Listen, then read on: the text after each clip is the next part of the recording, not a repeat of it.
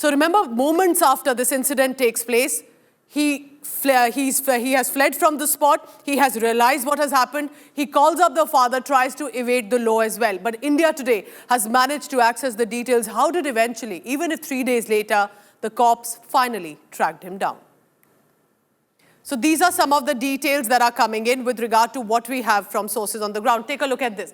Remember that Mihir Shah, 24-year-old, the son of the leader Rajesh Shah, who's associated with Eknath Shinde camp. Now, this was on July 7th. Mihir Shah realizes what has happened. He calls Father Rajesh from Bandra, Kalanagar. This is because of the call records that have happened. And how within hours a plan is hatched so that at least this dear son is not caught up with the law.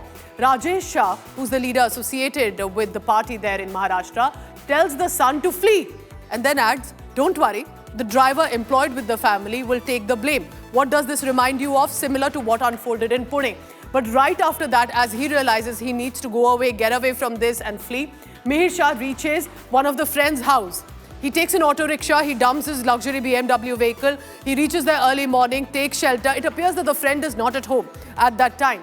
Mihir Shah at that point has reached home and has contacted the friend and likely has told her of what unfolded on the streets and possibly wants to take some shelter for a meanwhile. About 40 calls are exchanged according to our investigators on the ground. Now that these calls are exchanged, what happens next? He decides to stay put there. He gets in contact with other family members and sisters as well. Mihir sleeps at the friend's home, but meanwhile also is planning how to meet up with the family members and decide what next. Let's go across to other points coming in this case.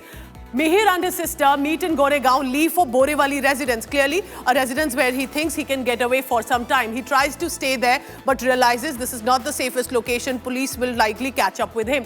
That is when they leave for another resort. His mother, sister and a friend leave for, we are told, what is a Shahpur resort in Maharashtra. They try to take shelter there away from the main residence where possibly the contact has been revealed. Then they reach a resort in Virar. Till now, it's been 3 days. There's a lot of uproar, his image is everywhere, but he's not been taken into custody. How did he then get caught by the cops who were clearly tracking his movements? It was when one of the friends appeared to have switched on the mobile phone. Even though that happened for a few minutes, but the movement and the location got tracked, and that is when the cops immediately swooped down on him and the family. But what does this tell you?